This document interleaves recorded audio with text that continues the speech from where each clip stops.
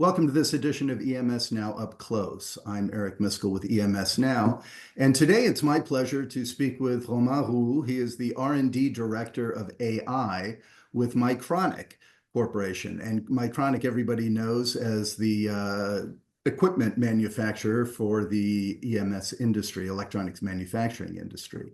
And wanted to talk to Romain about his area of expertise being AI in manufacturing. I think this is a great topic for the industry today. So Romain, welcome. Thank you for taking time to speak with me today. Thank you, Eric. Very good. Listen, why don't we begin, allow you to, since this is my first time interviewing you, take a moment and just introduce yourself, your background, and what your current responsibilities are within Mycronic. So my name is Romain Roux. I've been working for Mycronic for 15 years now.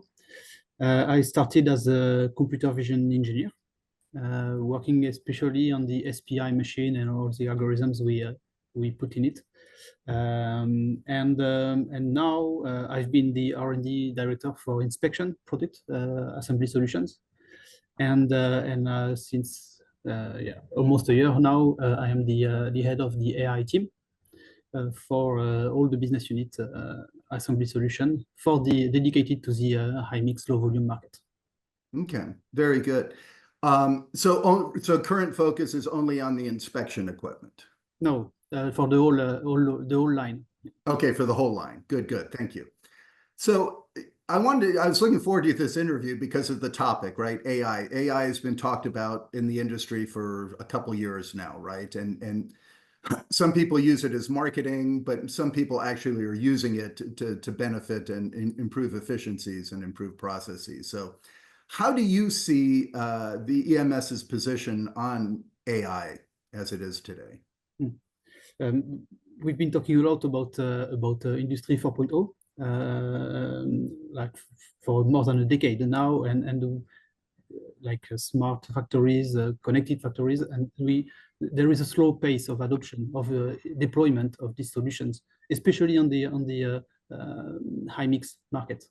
I mean, there is a high complexity our customers have to manage, and this is a significant investment for them. And they have specific processes, so it makes it more complex to deploy in their factory. And AI is exactly the same for the same reason. There is acceptance of change that takes time, basically. And we are in this process. We can see that more and more customers are asking for AI solutions to get rid of redundant tasks, low value added tasks, and AI can answer that. So it starts to take on. Okay. And like you said, I mean, there are some obstacles to adoption, I guess, and there's some issues there as people are working this out, and hopefully it doesn't go the way of Industry 4.0 and take us a decade to get to to the benefits of it. But how do you and at Mycronic as a whole kind of analyze this and those adoptions to the obstacles to adoption for AI in this sector? First, we are talking a lot with our customers, and I mean, one of the mantra of Mycronic is to have a purposeful innovation, and we achieve that by talking with our customers a lot, either directly or through our customer satisfaction survey. We have a bridge program. We are going through to I mean, consolidate all the feedback from the field. We are also doing a global trend and market analysis to understand exactly the pain points of our customers. And one of the conclusions is that at least at Mycronic, it's important that our customers they stay in control of what artificial intelligence is doing. So it's a key when we are designing our products that we keep the human in more than just in the loop, but that it stays in the driver's seat. It's key to build trust and have the adoption from all stakeholders in our customers' company. Okay. Yeah, I've heard it said before that with AI, they call it a human sandwich. It should be people, then AI, and then people again, right? That you program it, you let AI do what it's supposed to do, but then humans have to kind of check it and validate it. Is that how you see it? Yes, and it's more than just validated. I mean, AI should help people. We are not here to the staff is not here to help the AI do its job. It's here AI is here to serve, and that's important that we keep it that way. I mean, there is also the dimension of data privacy, because AI needs data, and that's one of the obstacles on the market, because especially for EMS, they might not own the design they are manufacturing. So it's also one of the obstacles here, because to train neural networks, we need access to this data, and so there is a challenge here as well. Okay. Now, I just finished a tour and I visited a lot of EMS companies, and I'm always amazed by how much high mix, low volume work is out there, right? And with that comes a lot of complexity and a lot of post SMT, right? Assembly of through hole and all that. How is AI good at adapting kind of to this type of production environment, or how can it help in that environment, I guess is what I'd ask.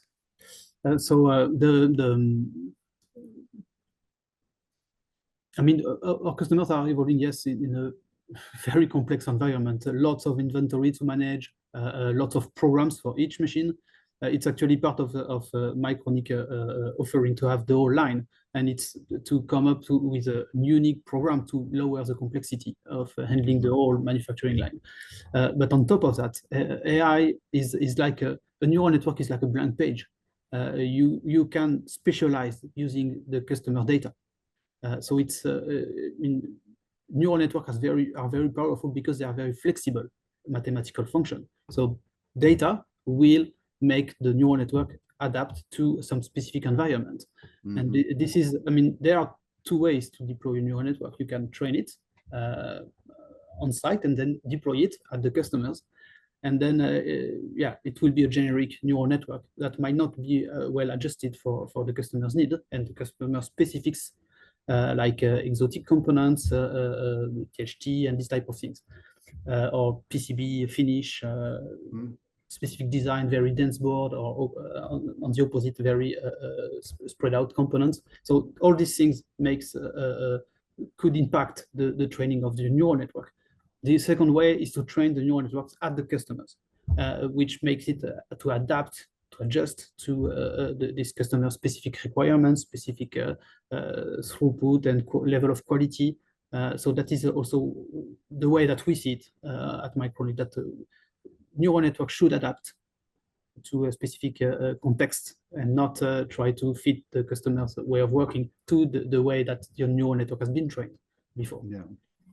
Yeah, and that's interesting, because a lot of people think of the consumer type products that are these long lines that are very simple. You never change over, and they just, as long as the power keeps going and you keep feeding it, parts, you'll be pumping out product.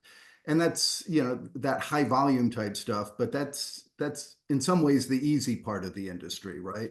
Although it's such a big part of the industry. And that's why I was asking about that high mix, low volume stuff, because that's really the complexity of it. And that's where factories, I think, really get challenged for how to improve their processes and their efficiencies. Indeed. And I mean, again, AI is not here to be in control. AI is here to serve a certain purpose and take care of certain tasks, low value added tasks, very repetitive tasks. So especially on high mix production, the changeovers, the programming time, the new product introduction, all these things, they can be taken care of. And AI can also serve as some kind of safeguard, like to make our systems, yes, in partly less complex, but also less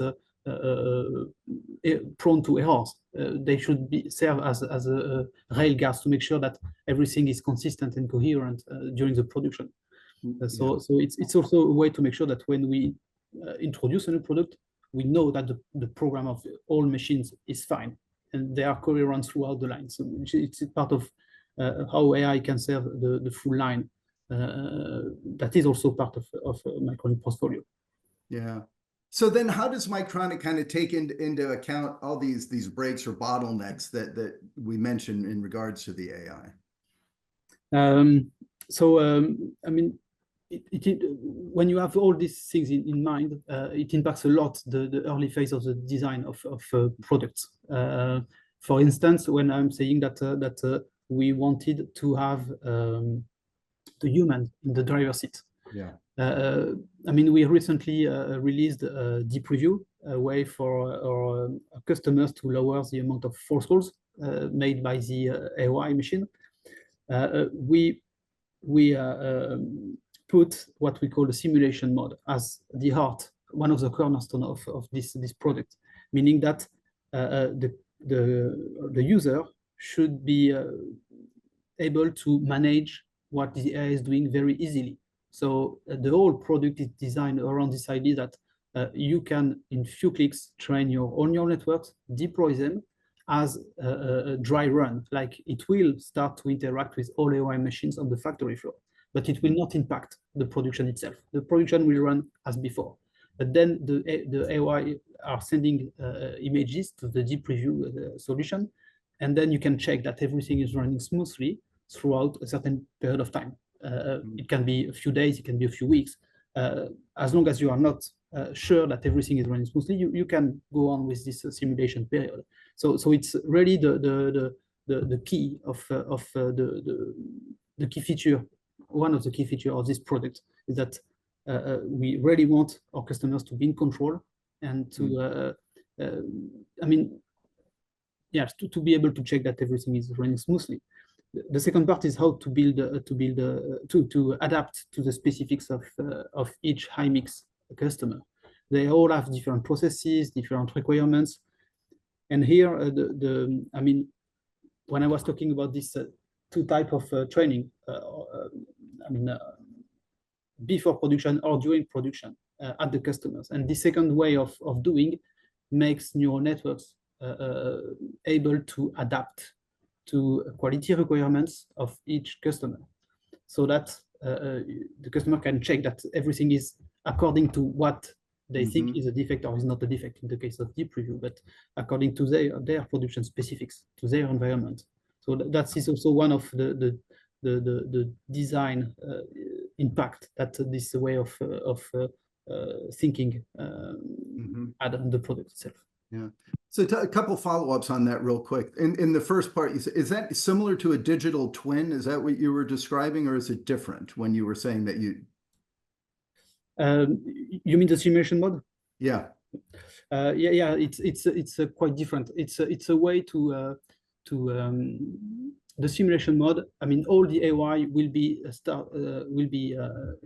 soliciting the AI server, asking it to classify images as either a false call or a true defect. But then the AI will continue as if nothing had been done on the AI server. It will just go through it, and the production will run as if there were no AI on it. And you can do that for a certain period of time. And then on the AI server, you can check, the customer can check that everything is running smoothly, that all classification done by the model is fine. There is no, of course, no escapes, but also that the performance on the reduction of false calls is according to what they expected from it, and that the level of quality, their requirements is respected. So they can do that for a certain period of time. And then once they are happy with this simulation mode, they can go for full deployment by one click again. And then the AI, once it has received the sanction from the AI server, from the deep review server, can then cancel out, basically filter out the defect, the wrong defect detected by the AI. Okay. And the other thing I wanted to ask you is I'm just returning from a tour, saw it with a lot of EMS, and one particular EMS made the comment to me that, you know, the manufacturing floor is a living entity. It's always changing, right? It's not like you set up the lines, you put up your post, you know, reflow of things, and it stays that way for a whole year. Some said in some cases they're changing the configuration 4 or 5 times a year based on the product and what's coming through, and that kind of complexity seems to be what AI could be very helpful with. Yes. Indeed, and I mean, a neural network is a blank page and can learn lots of. I mean, it can specialize on many tasks depending on the data you provide it. So it's just a question of data. The architecture itself of the neural network can be the same for many tasks, but as long as you have the data, you can then very easily train your neural networks, and then you can check the performance, and then you can deploy it quite easily. I mean, this is why some people say that data is the new code, because you don't have to write the whole code. You just have to train your model based on the data. So as long as you have it, good level of good size, good amount of data, and also a good quality of it, then yeah, it can help to adapt. It can adapt to many tasks. Okay. So then, that being the environment, how is Mycronic translating this into actual, real, concrete AI solutions for the industry? So part of the deep review solutions that we released in June. So we have the simulation mode. The customer stays in the driver's seat. We added several features in it to make it compliant with our observation and the guidelines of design we issued from our observations. And one of them was that the data privacy is a big concern, especially for EMS. As I said, they don't own the design of the product they have to manufacture. And there are several solutions today on the market that expect the user to share data for instance, in a cloud solution or something like that. When you have to upload your data directly from the machines, and I mean, most of the machines, they are not connected to the outside world, but also, yeah, EMS cannot share data because they don't own it, basically. So here, the way we designed, again, the deep review solution is that it's a server that runs on-premise and only within the customer's network. And all the training is happening on-premise. The deployment is inside the customer's network, so there is absolutely no chance of data leakage here. So that was one of the key constraints we had in mind when we designed the product. Also, we wanted our product to be to have to require absolutely no training. The training the end user should have is like 15 minutes or 30 minutes of training to start using the product, because it's a very few screens, very easy to handle, one-click training of neural networks, one-click deployment, and then one click to have the view on the dashboard to see all the neural networks interacting with the AOI lines and so on. So it's a very easy ramp up and fast ramp up for the product. Yeah, excellent. So, as you said, there's a lot of solutions in the market, right, for AI. How do you think that the one that you have is different, right, from other AI-based, AOI solutions? So first of all, there is no outside communication with the outside world. That is one of the main differentiator of our solution. Also, it is trained on the customer data, on the real data from the production, not data coming from many customers, and then you just accumulate it, and then you can train your networks, generic neural networks that you deploy then on several production lines that has absolutely nothing to in common with the data trained that the neural networks used during the training. No, it's trained on the customer data. And for us, that was also very important, because all our customers, they have different level of quality and tolerances and so on. So it was really important to adjust to that.